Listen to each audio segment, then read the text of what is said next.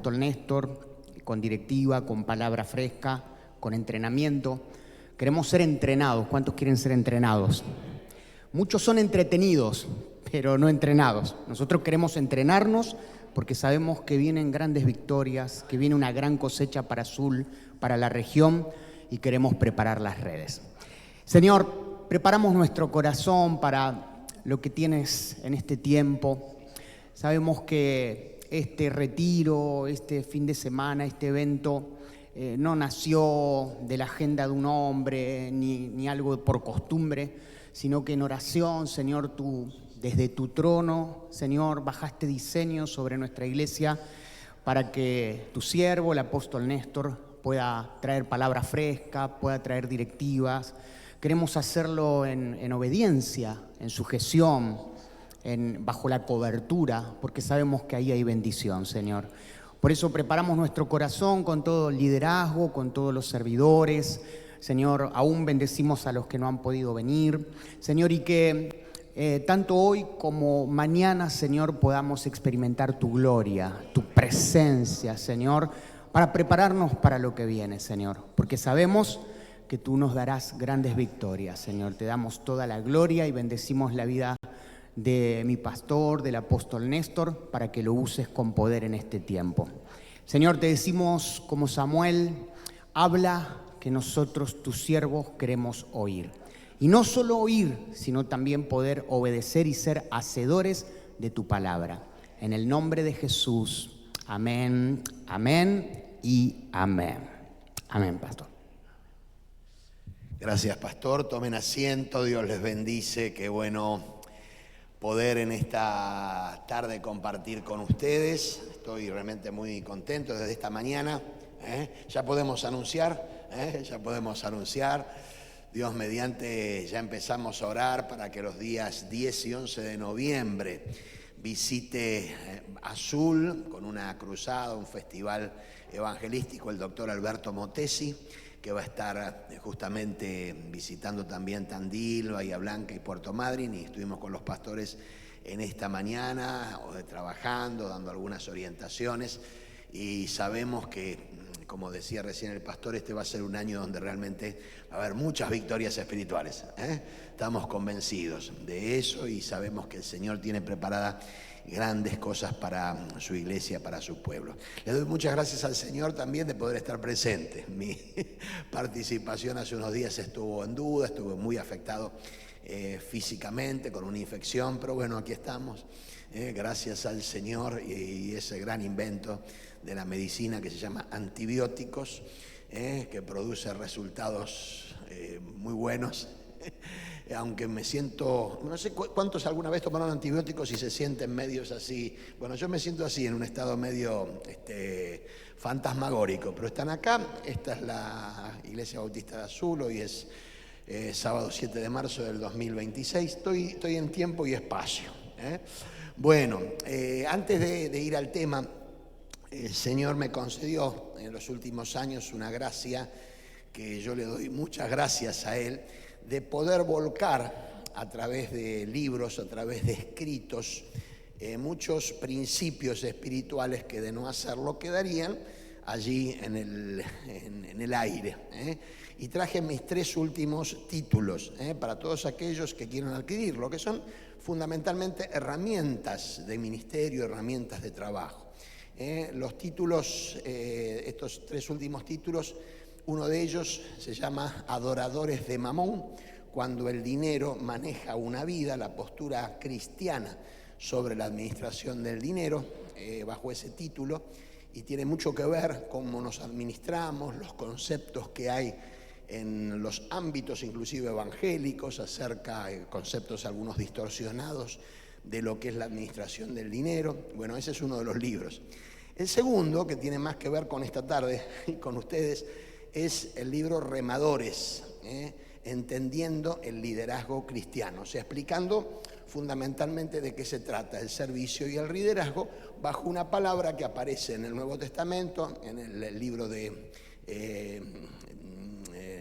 Primera de Corintios capítulo 4, cuando habla de que los servidores o los apóstoles, en el caso de Pablo, eran servidores y en este caso remadores es la traducción exacta, que son los que se esfuerzan, y hay una descripción de las características desmitificadas de lo que es el servicio cristiano. Hay mucha gente que no quiere servir al Señor, no porque sean vagos, ni malos, ni pecadores, sino porque tienen una idea distorsionada de lo que es el servicio y el ministerio. Bueno, en este libro tratamos de plantearlo. Y el último, el más actual y el más picante, es La batalla cultural por la familia. Es un libro donde presentamos con claridad los principios de la Biblia. No es un libro de política, aunque el prologuista del libro es alguien que está colaborando actualmente con el presidente de la Nación, pero es el que hace el prólogo. El libro lo hacemos Javier Martínez y yo, y tiene que ver con la batalla cultural de la familia, los ataques que está teniendo la familia en este tiempo. Así que cualquiera, con absoluta libertad, que lo quiera adquirir, vea a Victoria Vázquez cuando tengamos el break o al final de la presentación, porque, vuelvo a repetir, son herramientas, son herramientas. Una cosa es hacer un asado sin herramientas. ¿Cuánto le gusta hacer asado? A ver, levante la mano. Muy bien. Una cosa es hacer asado sin herramientas y otra cosa es hacer asado con el cepillito, con el gozo, con el... ¿Vieron? En algunos casos está el aparato que se coloca el gas directamente y ni siquiera tienen que hacer el fuego de manera manual. Brillante, ¿no? O sea, las herramientas no definen todo, pero ayudan mucho. Por eso es que de alguna manera pretendemos con estos materiales que ustedes sean bendecidos y que tengan herramientas para el servicio. Alistándonos para servirle. Y bueno, el pastor no me lo dijo, pero enseguida que leí la palabra alistándonos vino a mi memoria Proverbios 21, 31, ¿no? Ahí lo tenemos el texto bíblico. 24, perdón, 31. Libro de Proverbios son textos, podríamos decir, salteados, que tenemos la paz y la tranquilidad de... No, 21, 31. 21, 31. Yo creo que me equivoqué la primera vez que lo pasé. 21, 31. Ahí está. El texto de el rey Salomón es: el caballo se alista para el día de la batalla, mas Jehová es el que da la victoria. Pero queremos concentrarnos en la primera parte, porque no creo que nadie de ustedes dude de que Jehová es el que da la victoria. El tema es que la primera parte del texto es la que a nosotros nos interesa. Porque el caballo se alista para el día de la batalla. Hagamos un juego de imaginación, hermanos. Vayamos 3000 años atrás. ¿Cómo se manejaban las guerras hace 3000 años atrás? No había drones, no había misiles, no había posibilidades de una batalla de tipo virtual o tecnológica. El elemento de potencia, de fuerza, era el caballo, en el cual iba, obviamente, el soldado. Nosotros, sin irnos 3000 años atrás, cuando estábamos en la escuela, las historias, por ejemplo, ¿quién no se acuerda? La batalla de San Lorenzo. Cuando el general San Martín se cae, el sargento Cabral lo cubre del caballo, lo hieren, está por morir y dice: muero contento, hemos batido al enemigo. Bueno, hasta hace poco tiempo atrás el caballo era un instrumento de guerra. Y aquí la Escritura nos habla de que el caballo se alista para el día de la batalla. Lo primero que quiero llenar es sus corazones de autoestima razonable. Ustedes no son caballos ni yeguas, son seres humanos creados a la imagen y semejanza de Dios, lavados por su sangre y amados. Pero la figura tiene mucho que ver. La figura es muy interesante, porque en mi caminar en el Señor y en el servicio he visto a muchísimos preciosos hombres y mujeres de Dios que, por no alistarse para el día de la batalla, quedan en el camino, se frustran, quedan por decirlo así, de lado. Viven durante años con reminiscencias, con dolor, en algunos casos hasta con resentimiento de la obra del Señor, porque no hicieron la parte que le corresponde con alistarse, con prepararse. Una cosa es un caballo alistado y otra cosa es un caballo que no está alistado. Mi primera experiencia con un caballo fue cuando yo tenía 12 años. Estábamos en Córdoba con mi hermana y una hermana de la congregación que nos había acompañado. Mi hermana fue a la granja, podríamos decir, que tenía la suegra de ella, los suegros, en una región hermosa cerca de un lugar que se llama La Cumbrecita en la provincia de Córdoba, no sé si alguno lo identifica, cerca de Villa General Belgrano. Yo tenía 12 años, no entendía nada ni de proverbios ni de nada por el estilo, y vi que había un caballo que no sabía que era un caballo salvaje, o sea, un caballo que no estaba alistado, que no tenía ni montura, ni tenía posibilidad de la rienda, ni nada por el estilo. Y el muchacho que hacía, podríamos decir, de, ¿cómo se llaman los que cuidan los caballos? Arriero. Cuando yo le digo que yo quería ir a ese caballo, se niega, me dice, no, es un caballo salvaje. No, igual quiero ir. Le insistí tanto que de una manera bastante irresponsable él me permitió subir ese caballo. Bueno, la primera parte de la cabalgata fue muy placentera porque era todo en bajada, hasta la puerta de la granja. El caballo iba bajando y yo, oh, bárbaro. Cuando llega la tranquera, yo me bajo para abrir la tranquera. Cuando me bajo para abrir la tranquera, me subo nuevamente al caballo y el caballo, obviamente, ante la recta comienza, y ante sentirse invadido, comienza a galopar a velocidades apocalípticas. Como no estaba ni la montura, ni la rienda, yo trato de hacer equilibrio y hago uno de los más grandes errores que puedo poner. Lo agarro del cogote al peor.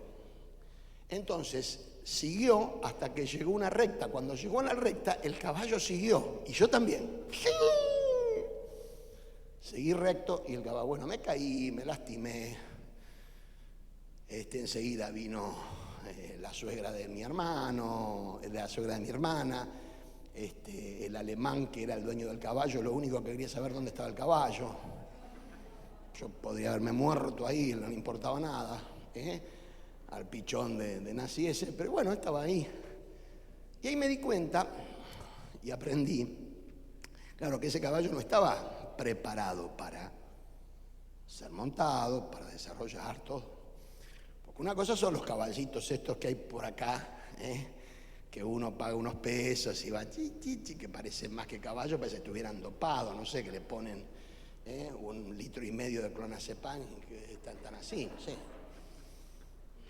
Pero generalmente un caballo tiene vigor. Para eso el jinete lo quiere. Ahora, en el mundo espiritual pasa lo mismo. Que muchos queden de lado, que muchos queden atrás, es sencillamente porque no están alistados, no están preparados, no toman en cuenta lo que es prepararse. Y cuando hablo de prepararse, como vamos a ver ahora, no nos estamos refiriendo, gracias, Carlos, no nos estamos refiriendo a una preparación teológica, intelectual, no nos estamos preparando, nos estamos refiriendo a cosas muy concretas que de ser tan concretas muchas veces pasan desapercibidas por nosotros. Yo seleccioné 10, puede haber muchos más, lo que no quería era, porque en esta primera parte del taller vamos a ver en estas 10, y en la segunda parte del taller, ya les anuncio, porque el que avisa no traiciona, va a ser una cirugía lo que vamos a tener en la segunda parte del taller. Porque ¿para qué están los talleres? ¿Para qué aprender? Para arreglar. Yo no llevo el auto al taller para aprender. Yo llevo el auto al taller para que me lo arreglen. Otro día mi yerno rompió, ¿cómo se llama? La correa de distribución, todo un lío. Tuvimos que traer el auto allá de de Mar del Tuyú, todo lo demás. No lo llevó al taller para que le saque fotos. Mira, estoy emocionado. Sácale una selfie, ¿no? Ahora, escucha bien, por eso te estoy diciendo. Cuando hablamos de taller y cuando hablamos de nosotros, a veces alguna tuerquita. Yo te lo voy a hacer con amor. Porque yo me estoy también enseñando a mí mismo. No te crean que yo estoy acá. No. Yo me enseño a mí mismo con esto porque son cuestiones prácticas para todos que sirven para un servicio sencillo en la casa de Dios como para el ministerio más prominente. Son principios espirituales. En la segunda parte, ya les anuncio, va a ser más quirúrgico. Vamos a hablar del tema tan simpático, tan amoroso, tan tierno, tan precioso, tan puro como el diezmo. Así que, por supuesto, va a haber anestesia, va a haber un montón de cosas. Yo ya les aviso, si se queda la mitad para la segunda parte, quiere decir que estamos por buen camino. Primero de los principios que tenemos que entender para alistarnos. Básico. Vida de comunión con el Señor. Irreemplazable. Y ahora tengo una novedad tremenda. Esto sí no lo escuchaste de nadie. La única persona responsable de tu comunión con el Señor sos vos. No es el pastor, no es el líder, sos vos. Porque tu relación con Dios, aunque vivamos en un marco de familia comunitaria que se llama iglesia, tu responsabilidad es personal. Personal. Si querés ver avances en tu vida, hacete cargo de tu vida. ¿Te gusta esto? A ver, decile al que tenés al lado. Hacete cargo de tu vida. Porque en todos los lugares que yo ministro, menos en Azul, por supuesto, la gente le echa la culpa de lo que le pasa a su vida a otros. El problema es el pastor que no me viene a visitar. El problema es el líder que tuvo una noche mala. No. Hacete cargo de tu vida. Eso fue lo que le dijo el Señor a Pedro en el último capítulo de Juan. Estaba Pedro ahí, de chuma, de metido. ¿Qué vas a hacer con este? Por Juan. Jesús le dice, si yo quiero dejarlo con vida hasta el día de mi regreso, ¿a vos qué te importa? Tremendo. Jesús no le dijo que se va a quedar con vida hasta su regreso. Jesús le dijo, si yo quiero que eso sea, ¿a vos qué te importa? ¿Por qué? Porque no es un tema de Pedro, es un tema del Señor. Lo que le estaba diciendo, Pedro, hacete cargo, sígueme tú. Y esto es muy importante, la vida de comunión con el Señor, que la tenemos que evaluar permanentemente.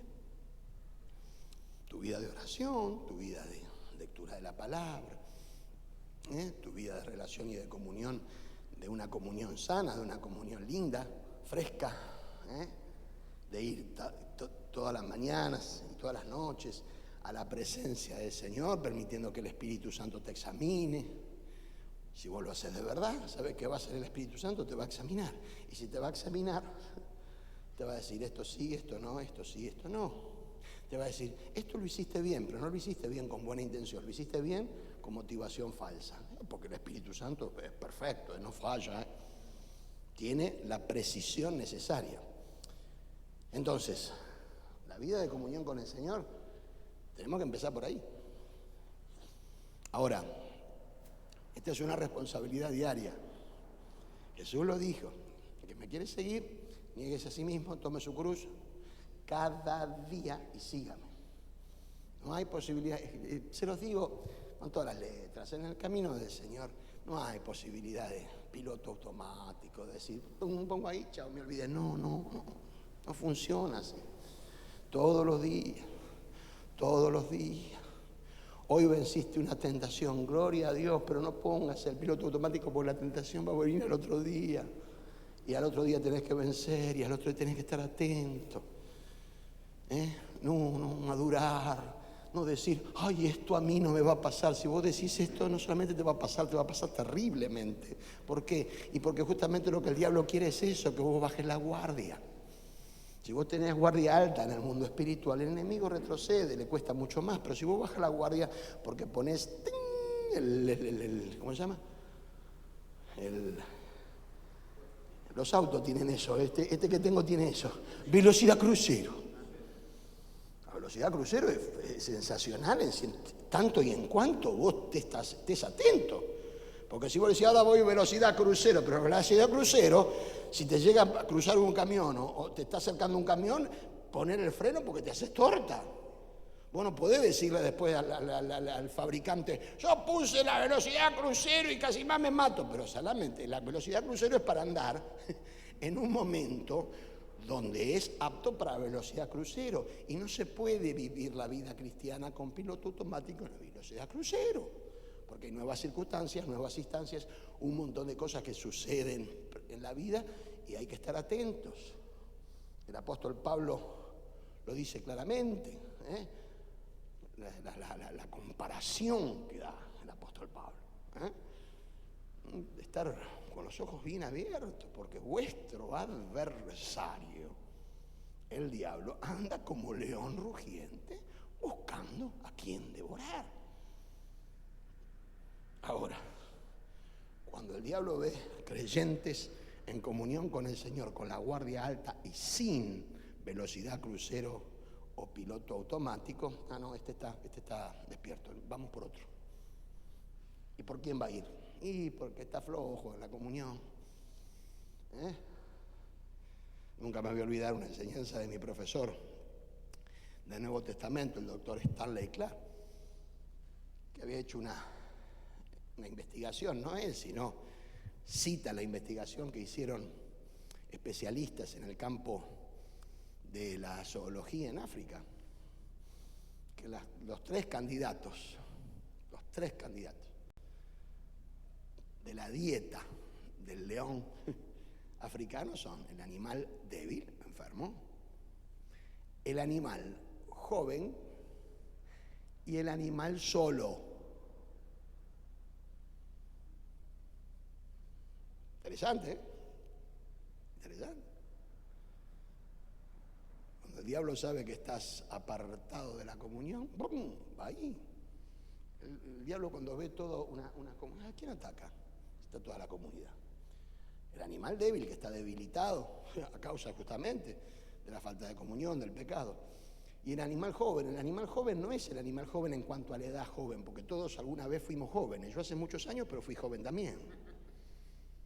Sino el que está empezando a caminar con la fe, jovencito en la fe, que la iglesia tiene la responsabilidad de cubrirlo, cuidarlo, porque ahí es donde quiere venir. Entonces, primer elemento, vida de comunión con el Señor. Es lo primero que te tenés que fijar. En el mismo sentido, pero en segundo lugar, vida de comunión con el hermano. ¿Por qué es importante la vida de comunión con el hermano? Porque cualquier tipo de ministerio que nosotros vamos a realizar se hace en el marco de una comunidad de fe, en la cual todos somos hermanos y tenemos que estar en buena comunión con mi hermano. Ahora, yo quiero enfatizar esto, estar en buena comunión con mi hermano no necesariamente quiere decir que penses igual, que votes igual, que creas algunas cosas igual, o que seas amigo de, porque la comunidad de fe es una comunidad de hermanos. Gloria a Dios por los amigos que tenemos en la comunidad, pero el Señor no vino y dijo, voy a ser una comunidad de amigos. No. Es una familia de fe donde lo más importante es la relación con tu hermano. Cuando dijimos el primer punto, vida en comunión con el Señor, no divorcies esto de este punto. Por eso es importante, cada vez, todos los días, ¿no? Pero pero especialmente primer domingo del mes, celebración de la Cena del Señor. ¿Cómo estoy con mi hermano? ¿Cómo estoy? Porque hay algo que es muy sutil.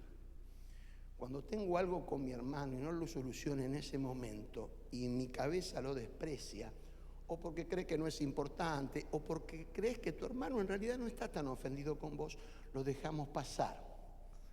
Y a mí me gustaría decirte que con el tiempo todas las cosas se terminan, pero no es así, te mentiría. Con el tiempo las cosas se hacen más duras. Esa pequeña ofensita no resuelta se transforma ¿en qué? En un enojo. El enojo, ¿vieron? ¿Conocen el enojo? El enojo.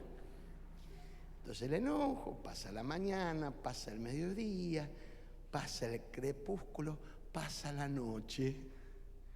Al otro día desapareció el enojo. No, el enojo, acuérdense, primero una ofensita, segundo enojo, tercero, se convierte en resentimiento.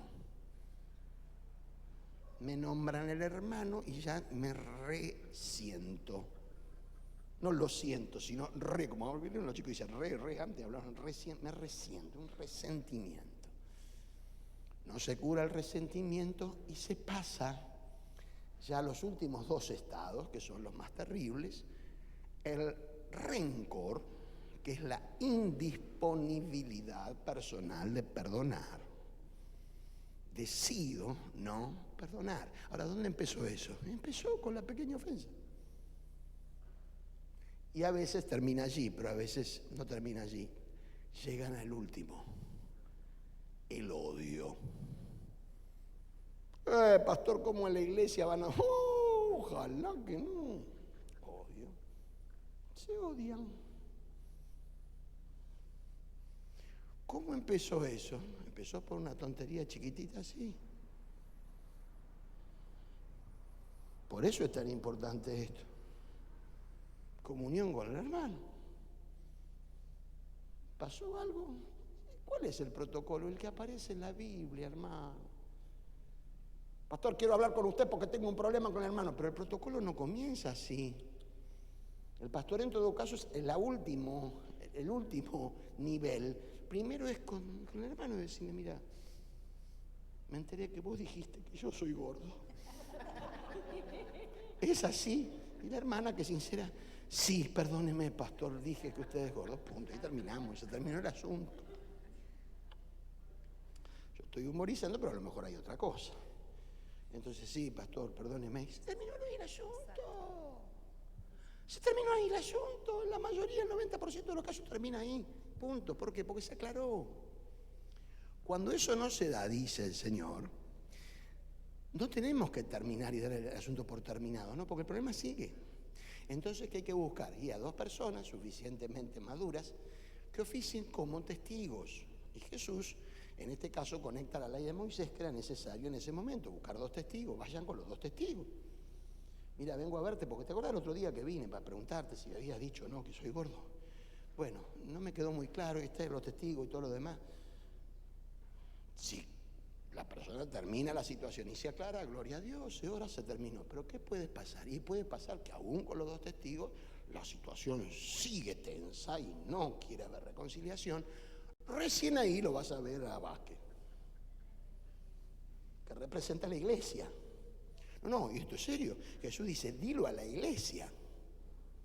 Como diciendo, esto es tan serio, pero tan serio, que no puede quedar en un problema entre dos hermanitos. A veces los pastores cometemos un gran error diciendo, es una casa de hermanitos. No, pará, si no se soluciona, no es una cuestión de hermanitos. Toma todo el tejido. ¿Y por qué le estoy diciendo lo de este punto? Porque la mayoría de la congregación está llena de gente que sirve al Señor enojada con su hermano. Pregunto, ¿no? Solo pregunto. Como diría Bernardo Neustadt. Yo pregunto. ¿Puede producir éxito espiritual un tipo de relación así? Ah, a mí no me importa, yo sirvo al Señor igual. No, no podés servir al Señor en ese punto. ¿Por qué? Porque esto no es un club, esto no es la asociación voluntaria de la cooperadora o del grupo de los bomberos, es el cuerpo de Cristo.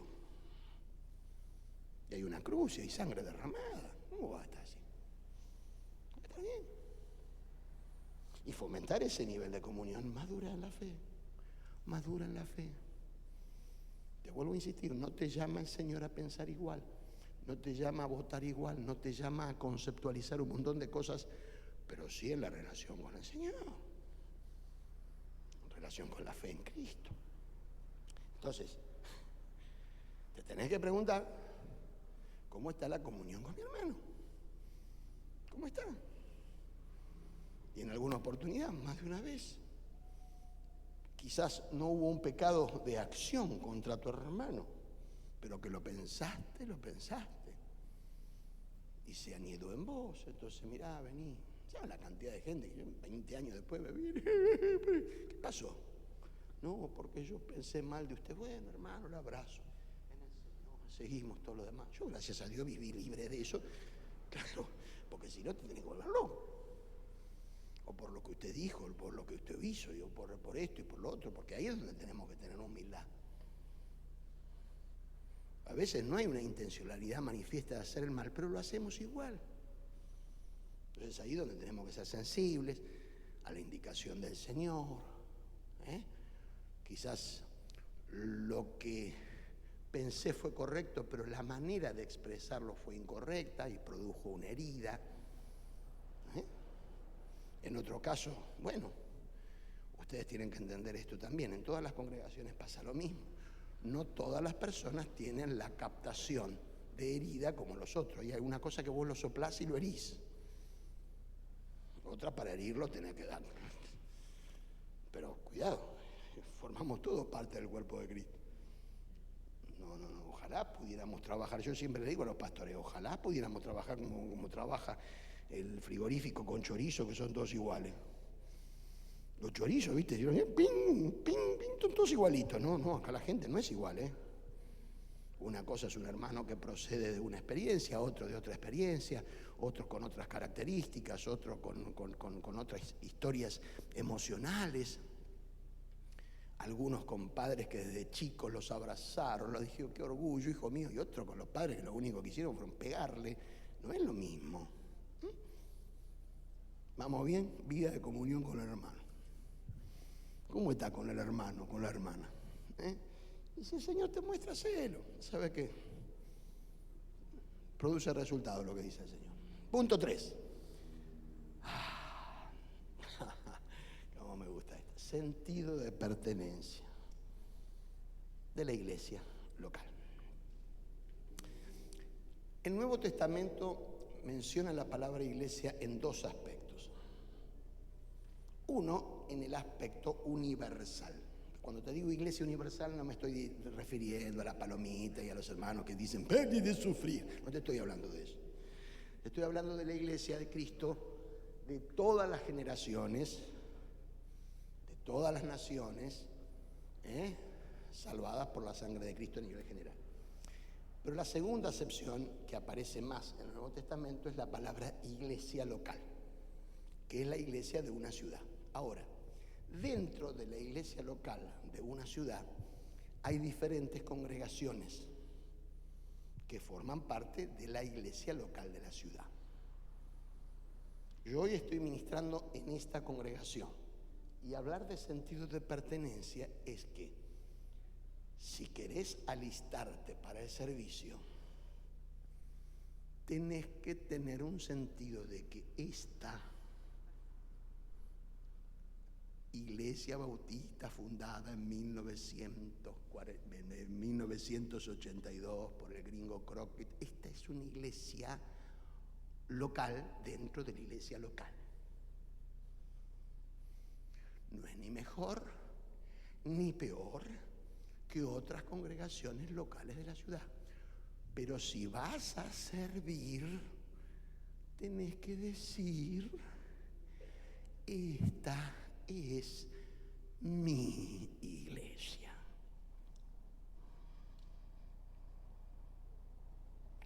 no como un sentido de propiedad, porque la iglesia es de Cristo, con un sentido de pertenencia. Pero nosotros estamos en la unidad. Sí, yo también. Pero yo pertenezco a una congregación local. No está mal que un hermano circunstancialmente, por ciertas situaciones vividas, etcétera, etcétera, esté congregándose un tiempo en una congregación como esta. No es pecado eso, pero para servir uno tiene que tener la camiseta puesta. Y si te vas a besar el escudo, sé coherente con ese escudo. ¿Por qué? Porque hoy vivimos en un tiempo muy líquido, donde en muchos lugares del país, menos en Azul, por supuesto, hay hermanos que se congregan con las dos valijas sin desarmar. Y entonces vivimos permanentemente dando vueltas. Y a veces la vuelta de la calecita es tipo Disney. Esta semana, sin ir más lejos, mi hija me llama. Papá, no sabe, porque ella está en la red apostólica, pero la que más insistentemente me consulta, para no decir romper la paciencia, permanentemente me consulta, el caso de un matrimonio que en el 2002 se fue de Pueblo Nuevo, 2002, y pasó por 7 congregaciones y ahora vuelve a aparecer. Y la pregunta fue muy práctica: ¿qué hago? Abrazarlos, amarlos, decirles que Dios los ama y todo lo demás. Ahora, lo que antes era una excepción, en la cultura evangélica se normalizó. Y sin querer, muchísimos ministerios entraron. Sin quererlo, te estoy diciendo, en esa actitud de decir, bueno, llega este hermano y este hermano, cuando te querés acordar, comienza a realizar una tarea, a ver cómo la podríamos describir, de extorsión ministerial. Bueno, yo vengo pastor, pero lo que pasa es que la visión y todo lo demás, y no se da cuenta que el pastor que está allí ya tiene una visión, ya va en esa dirección y todo lo demás. Ahora, los servidores tienen que tener en cuenta que esta es la congregación local, pues más que hayan venido de otra. Gloria a Dios por las otras, pero hoy están acá. Hoy están acá. Y tienen que decir, esta es mi iglesia. Salmo 92 dice, plantados en la casa de Jehová. No dice arrimados, dice plantado. Plantado. Yo soy de una generación, hermano. Yo no sé. Mi madre, mi padre me enseñaron que aunque sea, que venga de pastor el Führer, se quedaban ahí. Y hoy vivimos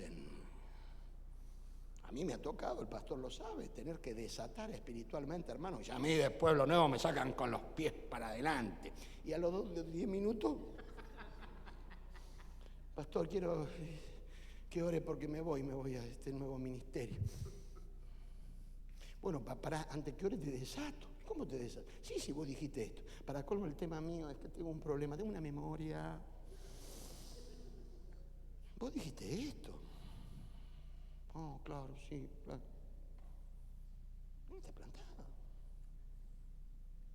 El hecho de que tengas sentido de pertenencia no quiere decir que no tengas la capacidad de observar de cosas para superar en la iglesia. La iglesia no es perfecta. ¿Sabes por qué no es perfecta?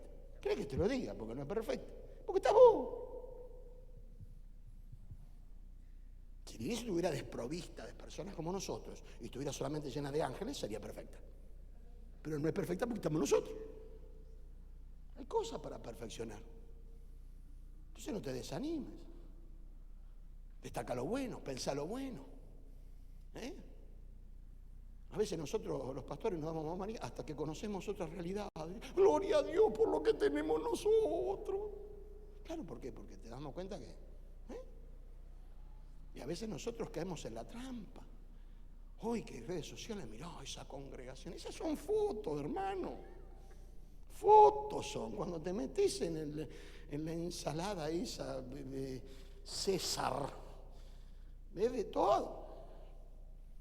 Pero sentido de pertenencia. El punto que viene ahora es un punto que tiene relación con esto, pero todavía es más profundo. 4. No, me equivoqué yo. Después viene ese, pero no, vamos por el 4. Motivación correcta para el servicio. Había una canción que cantábamos en el milenio anterior, o sea, en el siglo XX,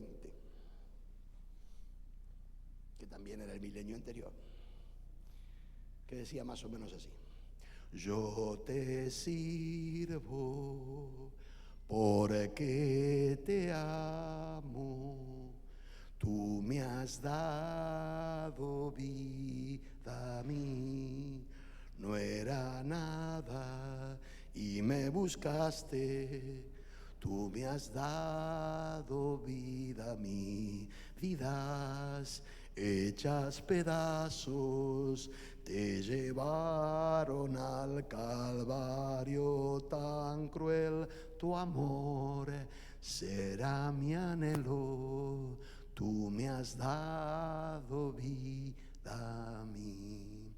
Y la canción comenzaba diciendo: yo te sirvo porque te amo.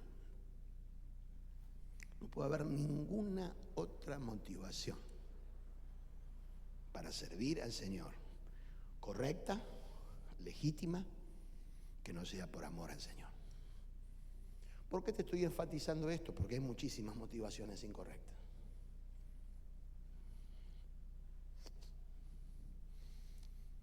Hasta risa te da cuando lees Filipenses, de que el apóstol Pablo dice: algunos predican el evangelio por envidia, otros para añadir dolor a mis prisiones, que es más o menos así: yo quiero que Pablo se entere que yo estoy predicando el evangelio, así revienta. Otro predica el evangelio por envidia. Ahora, Pablo era tan práctico, pero tan práctico, y dice: yo me gozo porque el evangelio es predicado. ¿Pero qué es lo correcto? No, no es lo correcto. Voy a servir al Señor, voy a servir al Señor porque le voy a demostrar al pastor de qué estoy hecho yo. Voy a demostrar al otro inútil, de que yo verdaderamente, voy a servir al Señor para eso. No voy a faltar nunca, voy a venir media hora antes, los días de lluvia, los días de temporal, ahí voy a estar en la puerta, aunque esté cerrada. Cosa de loco, es de loco, hermano, esa motivación. Porque lo que te motiva es lo que te impulsa, es lo que te motiva, lo que te empuja. Y todos los seres humanos que hay en la tierra se mueven por algo. Se mueven por algo. Trabajamos, producimos. ¿Para qué? Y lo dice la Biblia: el hombre que trabaja, trabaja para sí, porque su boca lo estimula, o sea, tiene que morfar. Ay, no, yo trabajo. Uno que le vaya al trabajo y le diga al patrón: no, si usted quiere, págueme. Si no, no, minga, él te tiene que pagar. Hay conceptos así, medios etéreos, no hay una motivación. Y la motivación tiene que ser justamente esa, correcta, el amor. Porque cuando servimos a Dios por amor a Él y por amor a los hermanos, ¡se nota! ¡Se nota! La persona que entiende la motivación correcta, ya los líderes no tenemos que hacer nada, se mueven ya no al contrario, lo tenés que frenar, pará un poquito, pará. Ahora, cuando la motivación es incorrecta, tenés que estar de atrás: dale, el Señor te bendice. Tenés que buscar una palabra, algo que esté, no sé, aunque en el Paturuzú, algo que pueda agarrar. La famosa manija humana, no hay nada más carnal que eso. No servís al Señor. Cuando haces esa tarea, dices, estoy justamente sirviendo por amor al Creador de los cielos y de la tierra. ¡Wow! Estoy acá. Como le dijo la iglesia bautista de Fiorito, donde nació el griego. Cuando el pastor empezó allí, casas de familias que se ampliaban cada vez más y alquilan un local. Y cuando sale el pastor de una reunión de oración entre semanas, lo agarra una patota de esta pesada y le dice, escúchame a vos, le dice el pastor, es la última vez que pisas acá. Te ordenamos que no pises nunca más por acá o si no te matamos a vos y a tu familia. Y el pastor lo mira y dice, ¿sabes por qué estoy yo acá? Estoy por uno que está por encima tuyo, así que cuídate de que vos y tu familia no la pasen mal. Yo no sé si fue la unción o lo que sea, le agarró un chico, desapareció esa barra de todo el barrio. Estaba hablando del Señor, pero este vaya a saber qué es lo que pensó. ¿Por qué? Porque este pastor tenía la motivación correcta. Si no tuviera la motivación correcta, bueno, vamos a orar. Y le hubiera dicho a los hermanos, hermanos, me parece que la voluntad del Señor es que terminemos con... ¡No! La motivación es con lo que define tu vida, hermano. Motivado porque es por el amor. Ahora te toca a vos revisar permanentemente por qué haces o no haces las cosas. Porque si la motivación no es el amor, la tenés que reemplazar por algo. Generalmente es otro amor. Es otro amor. Es el amor hacia vos mismo, tu autoestima. La iglesia como comunidad de fe es un ámbito ideal muchas veces para que de otros lugares donde te rechazaron, acá no te rechacen. Entonces, ¿qué pasa? Muchas veces, bueno, es el lugar donde quiero desarrollar. Entonces, hay gente, por ejemplo, yo conozco el caso de una hermana repostera que la bocharon en todas las escuelas de repostería. ¿Y qué hizo? Instaló en la iglesia una escuela de repostería. Horrible las tortas, pero estaba ahí. Y el encargado me dice, no, hacemos tortas, pero ¿hay algún tipo de mandato bíblico? ¿Hay algún tipo de discipulado que diga, haréis tortas hasta el fin de los tiempos, hasta lo último de la tierra? No, hay gente que utiliza la iglesia, no acá, pero en otro lado, para desarrollar sus propios proyectos de vida, que no son malos, pero que no tienen nada que ver con una visión. No tienen nada que ver con una visión. Y dale que dale, y dale que dale. No, porque en la iglesia, porque en otro lugar le dicen que no, pero en la iglesia me van a decir que sí. Y hay pastores que son amorosos, que saben que la visión es otra, pero, ay, para que no se frustre, vamos a darle un espacio a doña Porota para que haga la torta. No es eso. Por eso es tan importante, ¿eh? Motivación correcta para el servicio. Si enganchás este punto con el punto 1, te vas a dar cuenta que si en algún momento del camino te equivocaste de motivación, el Señor te la va a corregir. Porque acá te voy a decir algo que es muy fuerte. Ninguno de nosotros nos podemos poner en tu corazón para saber cuál es tu motivación. El apóstol Pablo dice, ni yo mismo me juzgo a mí mismo y no puedo juzgar la motivación de otro. Pero a veces, insisto, a veces se nota que la motivación es incorrecta. Por eso es que hay que evaluarla permanentemente y decir, Señor, yo te voy a servir a vos por amor. Y eso es un impulso. Y ese servicio por amor es el servicio que Dios va a redundar en fruto, en bendición, en alegría, en gozo. Porque uno de los parámetros, uno, no es el único, pero uno de los parámetros de un buen servicio al Señor es que uno se siente con gozo después del servicio.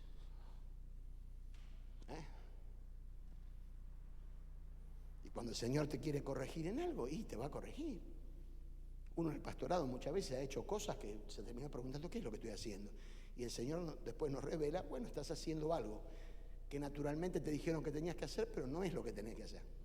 Siempre tengo acá cuando yo empecé hace 45 años aproximadamente en el servicio ministerial, aunque me ordenaron hace 41, pero bueno, esos años que estuve de pastor desordenado, por decirlo así, una de las cosas que me habían colocado como un estigma, el pastor tiene que visitar, el pastor tiene que visitar, el pastor tiene que visitar. Y no te daban pauta a quién tenía que visitar, me visitaba todo. Y me acuerdo el caso particular de una hermana que se llamaba Angelita. Nunca supe más de ella, pero por una cuestión obviamente de biológica y de lógica, ya debe estar re muerta porque en ese momento ya tenía como 80 años y le estoy hablando de hace más de 40. Y el desafío mío es que Angelita, su esposo, era socialista y ateo. Entonces para mí era un desafío, era la Copa del Mundo. Entonces voy a visitar a Angelita. Y hace el cafecito Angelita, y mientras que Angelita hacía empiezo a tirarle, a disparar contra el ateo, con las armas que en ese momento yo tenía. El ateo me respondía, pero en un momento de la respuesta del ateo, no era una respuesta teológica ni sociológica, sino que bajo mi sorpresa, el ateo me daba y me comunicaba todos los problemas que había internos en la iglesia, que yo pastoreaba y yo no sabía. Entonces en ese momento hice una sabia deducción.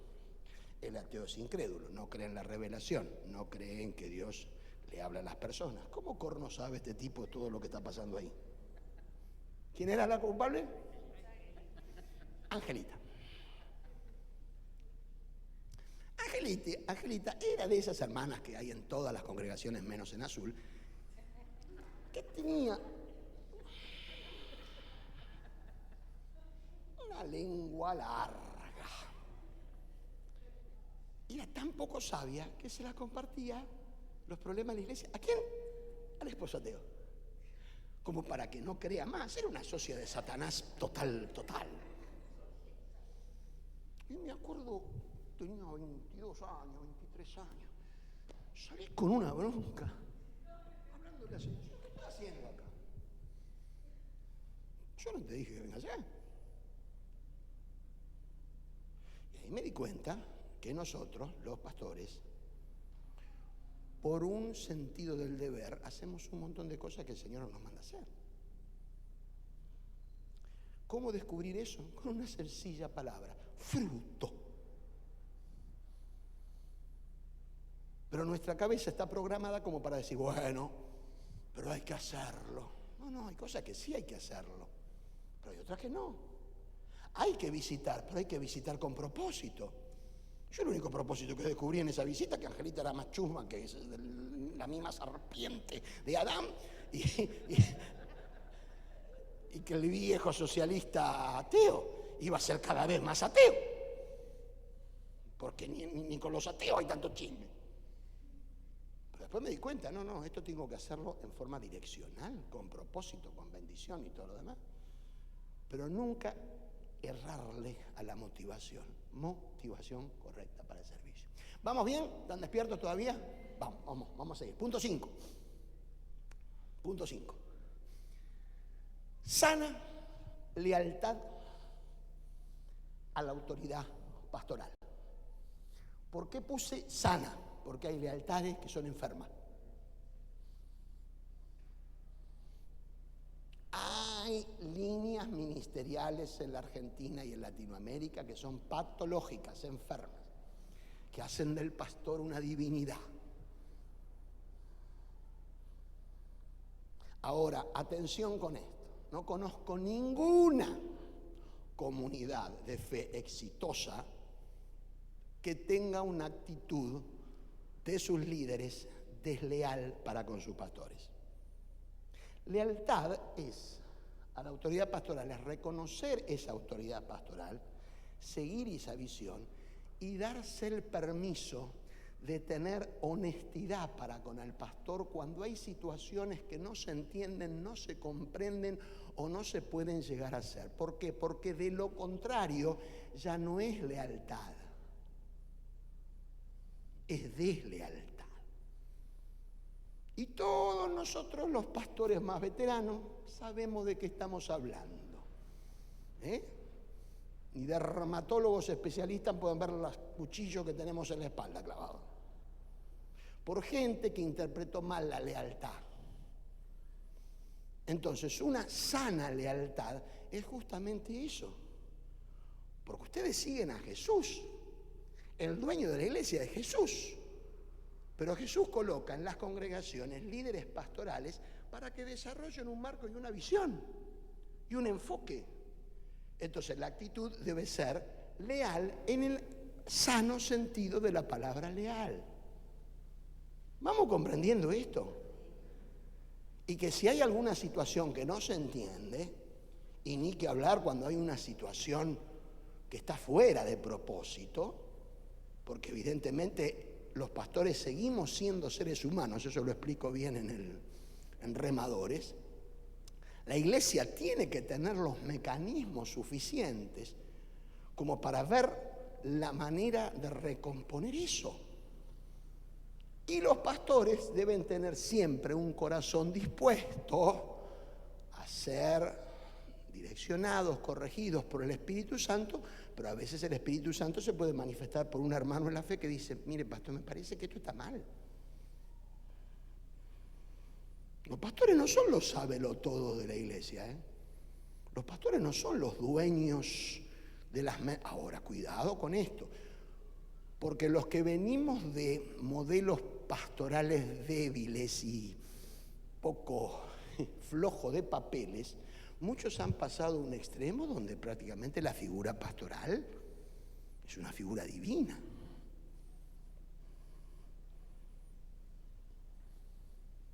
Hace unos años paré en la casa, en una provincia de Neuquén, la casa de un hermano,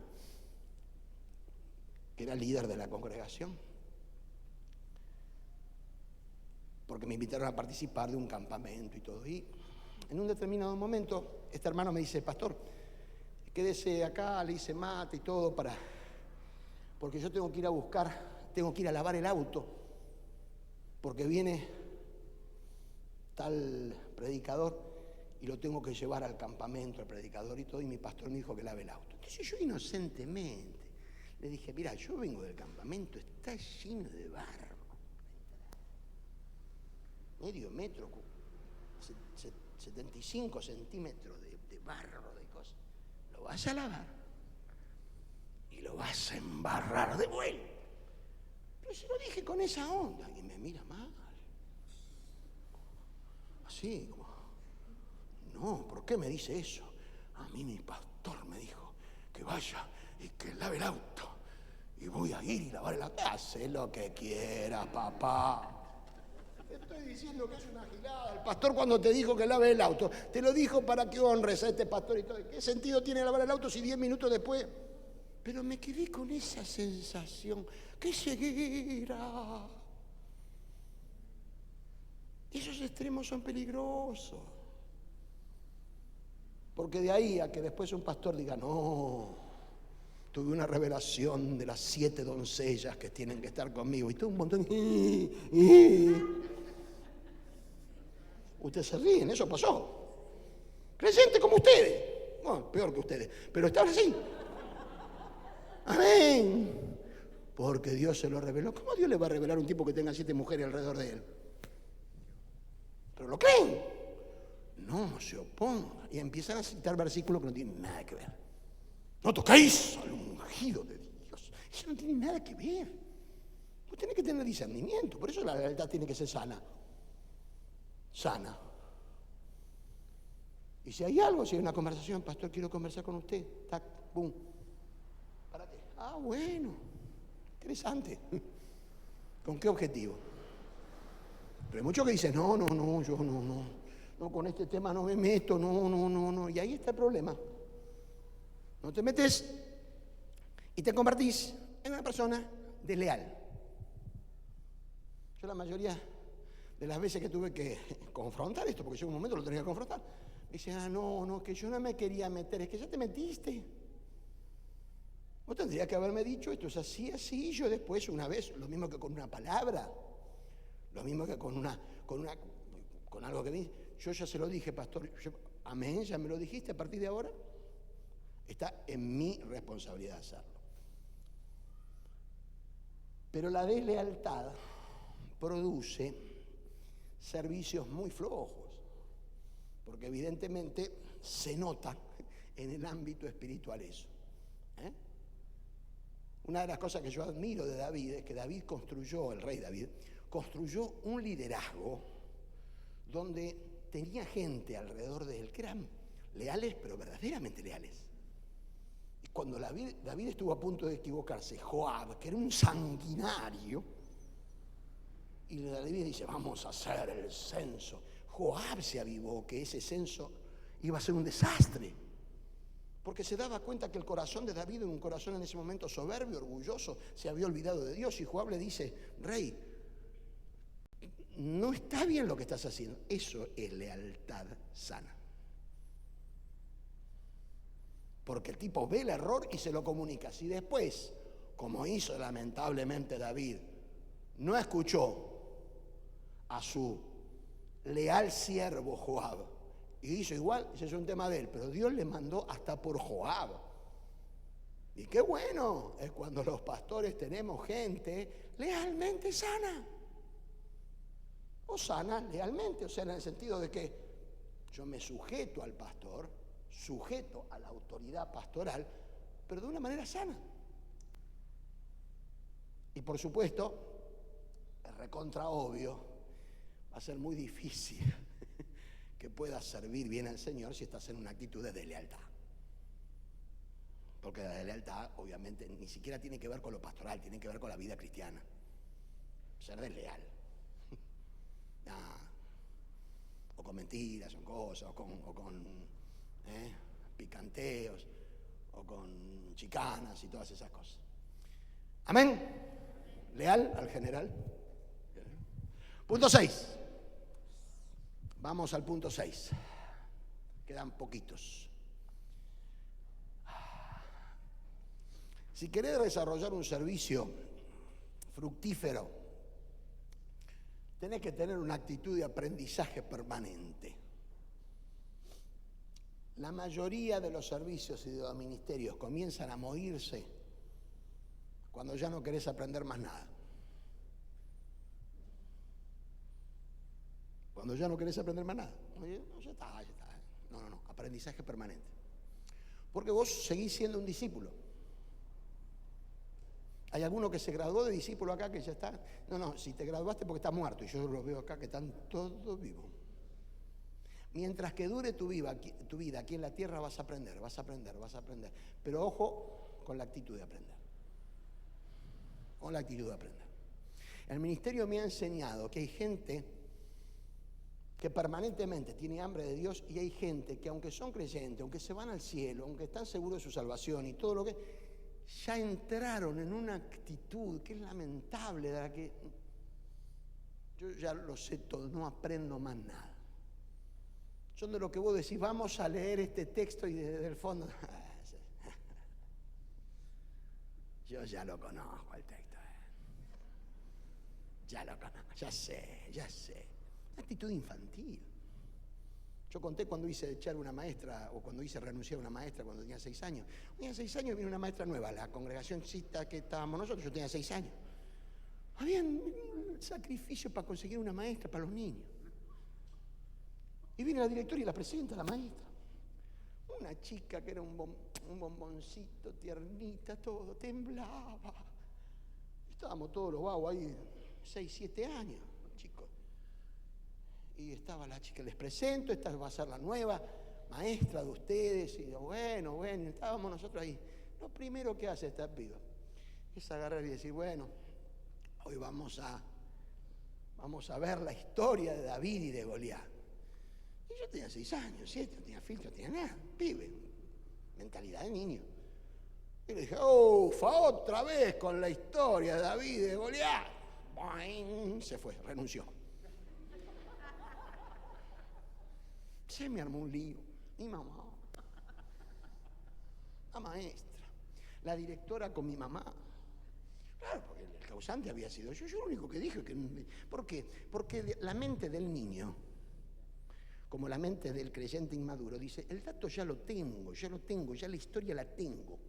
Lo que no tiene es la revelación, que es otra cosa. Revelación es luz sobre un pasaje que ha conocido.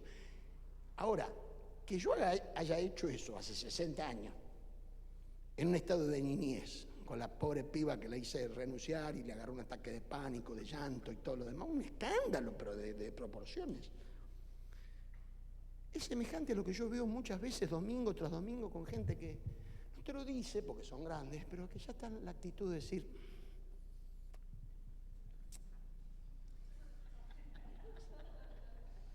yo ya sé, y después te tiran el currículum. Dice: no, conmigo no, yo estuve con Freyson en el 92, no. Yo estuve con Anaconda en el 96, no, yo conocí a Billy Graham.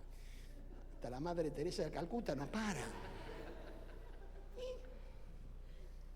Pero se ve por tus actitudes que no te sirvieron de un pepino todo eso. Porque seguís siendo el mismo inmaduro de antes. Por eso hay que tener esa actitud de aprendizaje. Si vos venís a cada culto con actitud de aprendizaje, ¿sabes lo que va a ocurrir? Vas a aprender. Porque vas a estar abierto. Esa actitud de aprendizaje. Y aunque vengan con algo, aunque el texto sea un texto que vos decís: yo conozco la historia, sí la historia, pero dejá que el Espíritu te revele cosas. Porque si no es como que ya mecanizás todo. Y tu servicio se hace mecánico. Y el problema de la iglesia de Éfeso no era solamente que Pablo dice: ustedes tienen que volver a amar como amaban o enamorarse como recién convertidos. Esa es una sola interpretación. La otra interpretación es: todo lo que están haciendo, lo están haciendo mecánicamente, sin amor. El dogma, la creencia, la ortopraxis, la ortodoxia, todo bien hecho. Disciernen quiénes son los verdaderos apóstoles. Pero lo hacen sin amor, hermano. Se olvidaron de amar. Por eso es que cuando uno ama, ay Señor, cuánto amo tu ley. Día y noche es mi meditación, como diciendo: voy a aprender. Y de esa forma el Señor se glorifica. Punto 7, los últimos 4, 7, 8, 9 y 10. Disposición humilde a la evaluación. ¿Qué es evaluación? Ustedes, cuando escuchan la palabra examen y evaluación, ¿qué es lo primero que surge de su interior? ¿Terror? Los evangélicos en general somos muy poco proclives a la evaluación. ¿Por qué? Porque confundimos evaluación con autoestima. ¿Qué es evaluación? Es examinar si lo que hicimos lo hicimos bien. Generalmente lo más difícil es la autoevaluación. Por eso generalmente, ¿quién no se evalúa? Otro. Una de las cosas más terribles de mi vida es en el proforme que tengo que evaluar. A mí no me gusta evaluar, no me gusta agarrar. Para colmo yo ya he tenido, porque sé que la evaluación es muy importante, entonces ¿qué hago? Agarro, me compro un fibrón rojo. Porque no me gusta hacerlo, pero cuando lo hago, lo hago. Para colmo evalúo todo, hasta la ortografía. Me hago cada picnic con la ortografía. Y sí, a ustedes les parece mentira, pero yo escribí compasión con S 15 veces. Compasión. Porque antes nos enseñaban así, cuando no sé si, yo esto lo digo a los jóvenes, antes cuando vos te equivocabas una palabra te la hacían repetir 150 veces, hasta que al final la escribías bien. No, pero ahí eran métodos modernos, sí, métodos modernos, pero yo veo a algunos chicos escribir y digo: ¡ay! ¿Para qué es la evaluación? Para comprobar si lo que estoy haciendo lo hago bien. Estoy hablando del examen de teología, estoy hablando del examen en el desarrollo. Entonces, hacemos una tarea cualquiera, de servicio, en la música. Tenemos que evaluar, alguna vez tenemos que sentarnos a evaluar: che, ¿qué tal? Todas cosas. Y evaluemos. Espero no poner el dedo en el ventilador, y si lo pongo bien puesto también. Evaluemos. Esto no es el correcto. Y me parece que es un poco alto. ¿Por qué? Porque el otro día vi a doña Rosa que casi más se le sale la carótida. Entonces me parece que es un poco alto el tono. ¿Evaluás? No, me parece, claro, mira acá. Yo comprobé ahora que te tiene. No, es en do. ¿Y en qué estábamos haciendo? En fa. Y por supuesto, entonces, si le estás haciendo en fa y era en do, es lógico que doña... ¡Ay! Me cacareaba. Evaluemos el sonido, che. Y me hizo un comentario don Pepe que está un poco fuerte. Vamos a evaluar. En algunos casos no está fuerte, ya directamente están en una zona de... ¿Se acuerdan cuando estaban acá enfrente? Mamita. Por eso que a vos te agarro. Y vos a costa de tu oído. Evaluar. Ministerio de Servicios. Evaluar. Ministerio de Ujieres. Evaluar. ¿Por qué le tenemos tanto miedo a evaluar? Y a veces el miedo a evaluar es porque creemos que si evaluamos y no aprobamos, nuestro yo se viene abajo. Pero no es para eso. Es para decir, vamos a mejorar esto. Vamos a mejorar esto. Pero si seguimos con esa mentalidad retrógrada, yo lo hago para Dios, para la honra y la gloria. No, vos hacelo para la honra y para la gloria de Dios, pero como es para la honra y para la gloria de Dios, tenés que hacer bien. Lo tenés que hacer bien. Esto no salió, vamos a mejorar. Esto se evalúa, vamos a sentarnos, todo. Los ministerios pastorales, hay que autoevaluarlo. Hay que generar esto y decir, che, alcanzamos esto, no lo alcanzamos, ¿por qué? Evaluemos. Falló el trabajo con los niños en el barrio.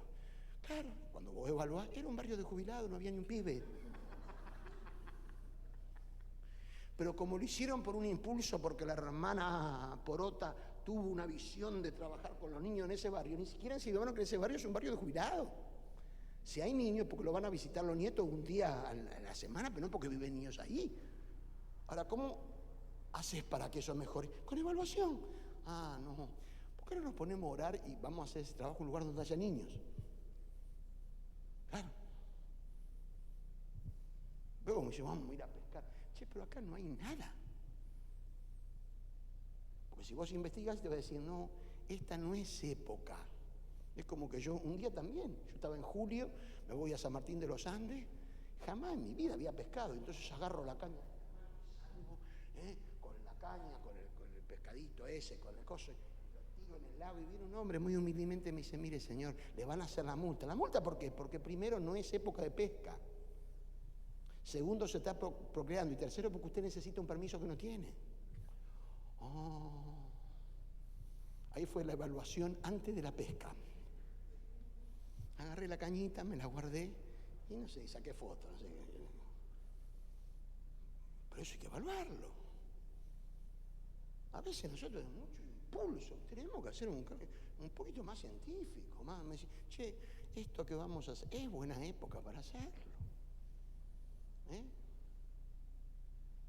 Un día me acuerdo también, un amigo que hace poco partió a la presencia del Señor, año 78, organiza una campaña en la fecha de la final de la Copa del Mundo.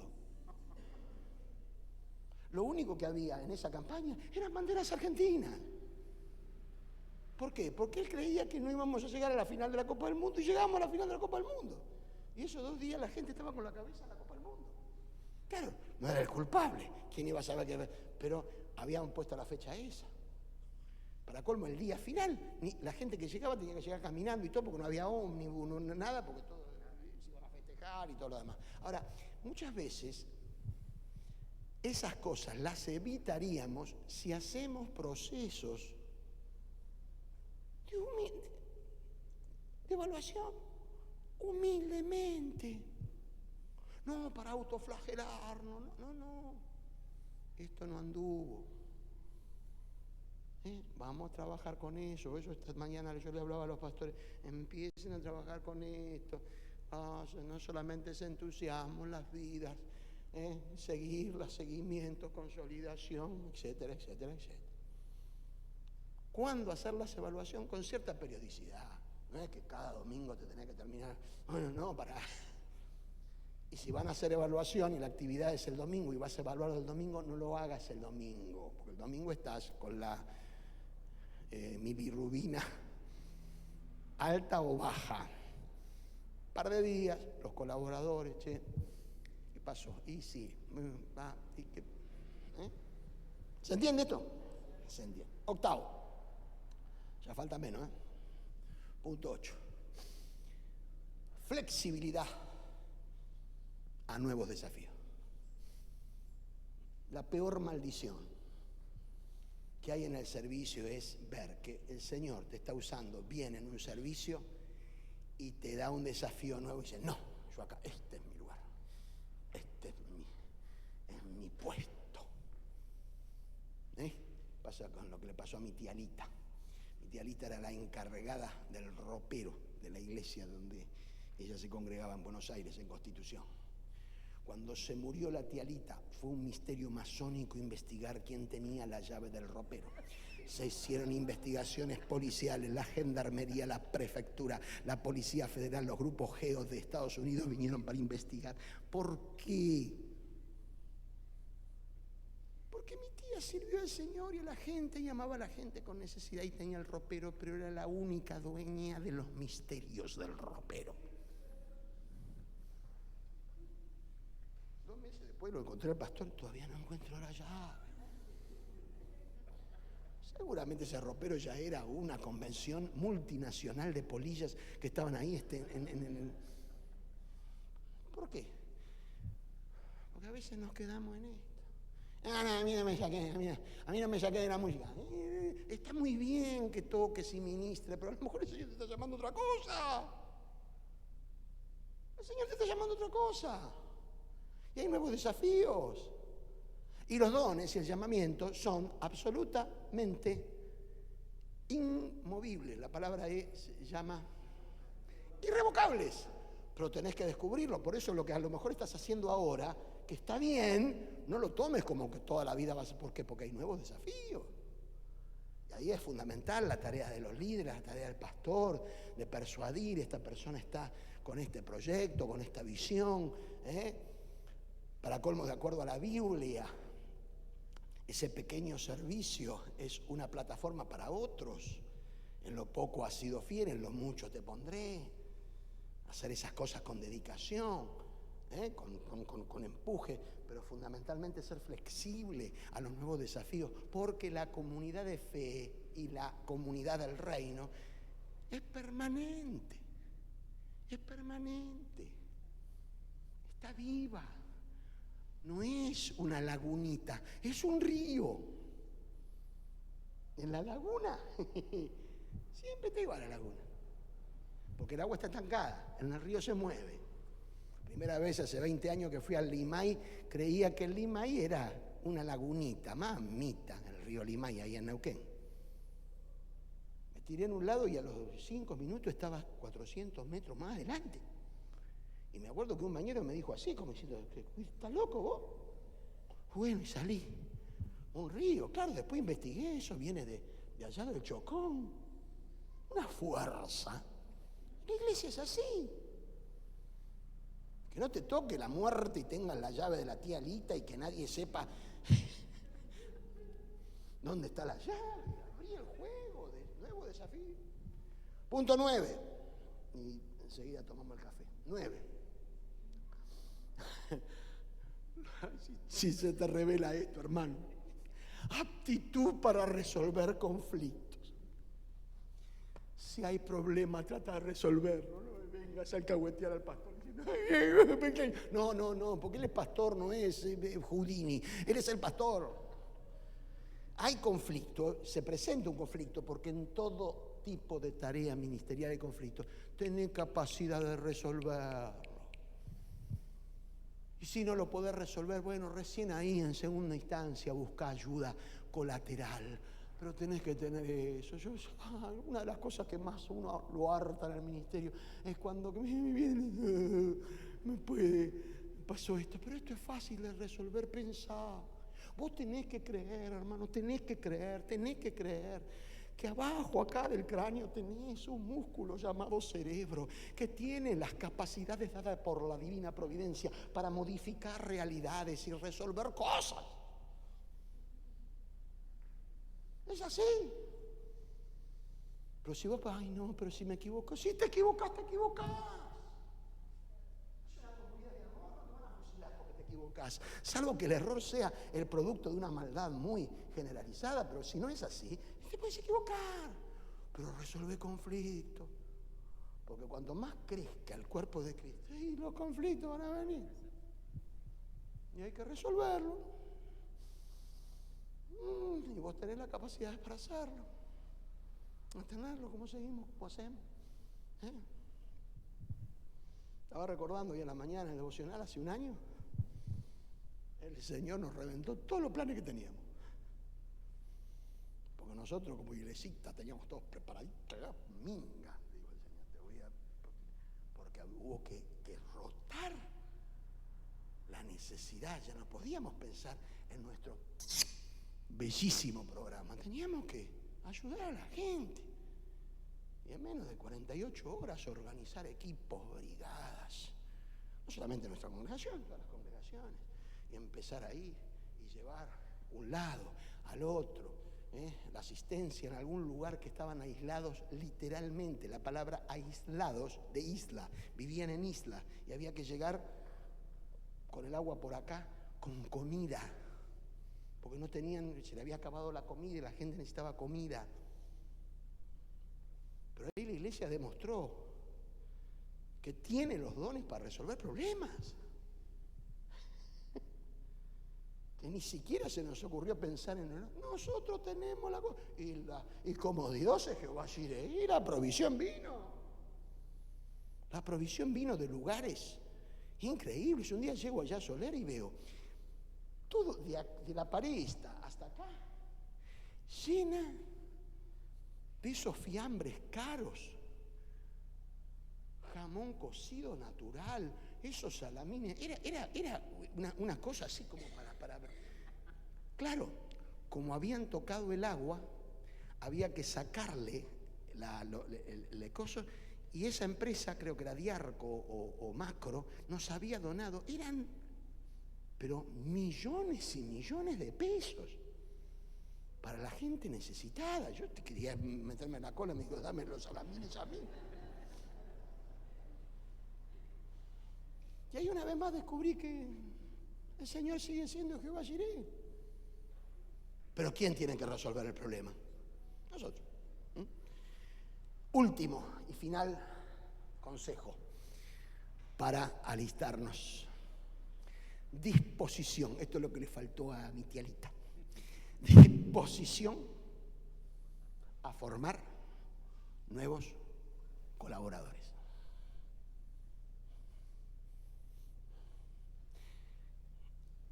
Hace unos días les dije que tuve que consultar a un especialista por una infección que tuve y bueno, consulto con el especialista y me dice venía el jueves, por el jueves pasado. Cuando voy y llego, veo un chico joven, muy joven. Yo dije, este será médico. No pareciera jovencito, a lo mejor lo era, me pregunté. Yo dije, no sé, empiezo a darme manija, no sé, me hizo venir y el doctor no viene. Y lo veía, entraba, salía el muchacho dispuesto así. Y en una de esas aparece mi médico. Yo digo, no, vine correcto. Y me dice, pase por acá. Entonces, ¿qué hizo? Este médico experimentado tenía a su discípulo, a su aprendiz. Y le iba explicando todas las cosas que lee en los libros y todo. Yo digo, wow, qué bueno. Porque ese nuevo médico se estaba formando por alguien ya más experimentado, que le estaban compartiendo esto. En el ministerio pasa exactamente lo mismo. Pastores tienen que formar pastores, discípulos tienen que formar discípulos, iglesias tienen que formar iglesias. Pero tenemos que tener esa disposición a formar nuevos colaboradores. Y a sacarnos de la cabeza esos engaños emocionales. Ay, bueno, sí, pero él no es como yo, no lo va a hacer igual. Claro que no lo va a hacer igual, lo va a hacer mejor. Pero tenés que tener esa actitud. Porque si no, todo termina en vos. Y pasa fuera de broma, lo de la tía Lita.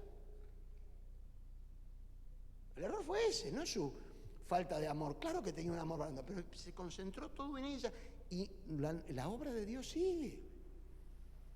Y hay que formarlo. ¿Para qué? Para que de esa manera, para que de esa forma todo prosiga y avance y crezca y se desarrolle en los niveles de ministerio que sean, hermanos, porque esto no es para un solo ministerio. Cuando uno está listo, cuando uno está preparado, cuando llega el momento ya está. Mi hijo Rubén, que hoy es abogado, cuando tenía 6, 7 años empezó a decirle a mi esposa que él le gustaba tocar la batería y fue a estudiar la batería y estaba ahí. Y todo el grupo de aquella época ya tenía todo el equipo, pero estaba ahí. Y me acuerdo que un día, no sé qué pasó, que se enfermó el baterista y estaba ahí. Con 9 años estaba tocando ahí la batería, se sentía que era, no sé, el Gardel de la batería. Pero ¿saben qué hizo la diferencia? Estaba listo. Estaba listo. Cuando llegó el momento no dijo, ay, no sé, lo voy a poner en oración. Voy a tratar de discernir si esta es la hora. ¡No! ¿Te imaginas un jugador de fútbol que tiene el banco? Que cuando lo manda vení para acá, entra, ay, no sé si es mi momento. Los voy a poner en oración. No sé si estoy preparado. Si no estás preparado, ni siquiera vas al banco. Si estás allí es porque ya estás en condiciones. Y Dios no se equivoca. Si te está permitiendo eso es porque estás en condiciones. Pero es fundamental de parte nuestra. Porque ¿quién es el mejor para preparar un nuevo ujier? Un ujier viejo. Viejo en el sentido de experiencia, no de edad, ni no estoy hablando peyorativamente. O un músico, o un evangelista, o un educador, un discipulador. Es necesario eso. Y para eso es fundamental, hermanos, y con esto concluyo, que estemos nosotros en esta área de nuestra vida sanitos.